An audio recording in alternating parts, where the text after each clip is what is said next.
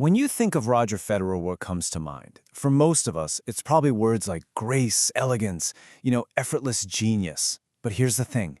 That image, as beautiful as it is a total myth. Today, we're going to tear down that facade and look at the real mental game that made him a champion. A game of fire, of failure, and of relentless grinding self-improvement. And hey, don't just take my word for it. We're starting with his own. This quote just completely shatters that illusion of the calm, cool master, doesn't it? The Roger Federer we all know wasn't born that way. Nope, he was forged in the fire of his own temper, and that was a reality he had to face head-on. So, the first thing we've got to get straight is this. That beautiful, flowing game of his? It wasn't a gift, not at all. Behind the scenes, there was an incredible amount of hard work, meticulous planning, and a constant nagging battle with self-doubt. We all saw a natural, but we completely missed the years of disciplined work it took to make it look so easy. What's really telling is how others saw him early on. This quote from an opponent basically called him out in public, saying, sure, he's great for a while, but he'll crumble when the pressure's really on. Federer himself said hearing things like this was a massive wake-up call. It made him realize that talent wasn't going to be enough. He had to train his mind just as hard, if not harder, than his body. And that realization led him to develop this core philosophy that gave him true mental freedom, even in the most intense moments. It's such a simple idea, but it's absolutely profound. He called it, "It's only a point." To really wrap your head around this mindset, let me ask you something. Over his entire career, we're talking almost 1,500 matches, winning 80% of them. What percentage of the total points do you think he actually won? Just take a guess. The answer is just 54%. Yeah, 54%. Let that number just sit with you for a moment. One of the greatest to ever pick up a racket was only slightly better than a coin flip on any given point he played. And that stat just perfectly illustrates the brutal reality of tennis. Greatness isn't about being perfect. It's not about avoiding failure. It's about accepting that you are going to fail, constantly. He lost almost every other point. The real secret was learning to let go of the last one and pour everything into the next one. And here it is, straight from the man himself. This incredible ability to be completely in the present moment, to treat every single point like it's life or death, and then, in a split second, release it completely. That's what freed him from the weight of his own mistakes. It is a masterclass in mental resilience. But how did he actually do it?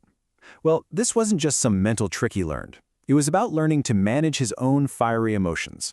For a long time, his biggest battle wasn't against Nadal or Djokovic. It was always the battle raging inside his own head. Early in his career, he talked about it like there were two different people at war inside him. There was the devil, who would just scream at him for every tiny mistake, and that's what led to the racket throwing and the outbursts that would mortify his father. And then there was the other part of him, the angel, who just couldn't believe how stupid the other guy was being. But, and this is the key insight, his goal wasn't to extinguish that fire. He figured out that the rage, that anger, it was actually a source of power. His whole journey was about learning to control the flames, to stop it from being a destructive bonfire and instead turn it into a slow-burning, competitive fuel. And once he had that control, it allowed him to focus on another core belief, one that he actually shared with his greatest rivals, the idea that if you're not actively getting better, you're actually getting worse. He called it stagnation is regression. It's a simple but powerful idea. In any competitive field, if you're just maintaining your level, you are effectively falling behind, because you can bet everyone else is pushing to improve. That belief is what drove his incredible longevity. It's why he was able to keep evolving his game for over 2 decades. Okay, so this brings us to his larger philosophy on life. To sustain that kind of drive for so long, he knew he couldn't let tennis just consume him whole. He very intentionally built a life and a team that was designed for the long haul, specifically to avoid burning out. He surrounded himself with this tiny circle of people he trusted completely.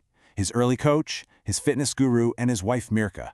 It created what you might call a seamless web of deserved trust. Basically, a small, tight-knit group whose loyalty and expertise were just unquestionable, and that let him focus purely on his tennis. His fitness trainer, Pier Paganini, was truly revolutionary.